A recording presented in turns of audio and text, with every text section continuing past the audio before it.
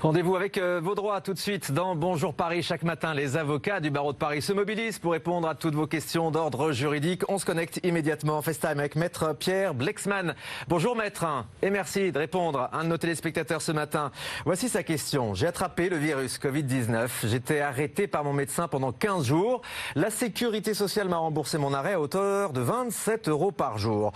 Je croyais qu'en cette période difficile, je serais remboursé de la totalité de mon salaire. Alors est-ce que mon employeur doit me rembourser la différence de salaire pour que je n'ai pas de perte? On va écouter votre réponse tout de suite, Maître. Alors bonjour, oui, effectivement, c'est une question qui peut intéresser bon nombre de salariés pendant cette crise sanitaire qui met malheureusement les finances à rude épreuve. Alors, par principe, que je rappelle, les indemnités journalières sont versées par la CPAM après un délai de carence de 3 jours. L'employeur doit lui-même verser une indemnité complémentaire aux salariés, sous réserve, je le rappelle, les conditions de droit commun, que le salarié remplisse un certain nombre de critères, à savoir 1 an d'ancienneté, qu'il est justifié dans les 48 heures de son arrêt de travail, et c'est soumis à un délai de carence de 7 jours, sauf évidemment convention collective plus favorable.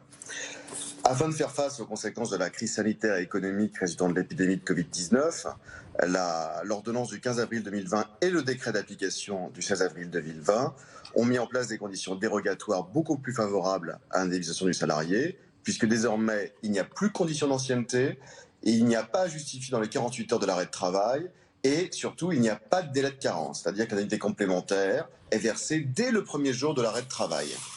Sur le quantum de l'indemnisation, l'indemnité complémentaire donc, qui est versée par l'employeur pour le maintien de salaire s'établit à 90% de la rémunération brute que le salarié aurait perçue s'il avait continué à travailler pour les 30 premiers jours et 2/3 pour les 30 jours suivants. Sauf évidemment, encore une fois, convention collective plus favorable.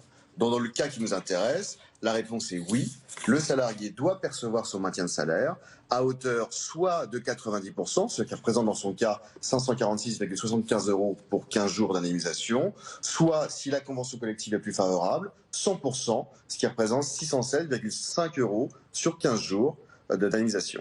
Ah oui, donc c'est pas négligeable. Voilà, donc la réponse très précise. Vous pouvez effectivement avoir la différence de salaire compte tenu des dispositions prises pendant cette crise sanitaire. Merci pour cette réponse très concrète, très explicative. Pierre Blexman, avocat au barreau de Paris. On va continuer de vous aider tous les matins. Ce numéro de téléphone à votre disposition, 06 13 02 46 93, 06 13 02 46 93, ou encore notre boîte mail témoin@bfmparis.fr. Nouveau rendez-vous avec vos droits demain matin sur BFM Paris. La météo avec Sobrico.com. Outillage, jardin.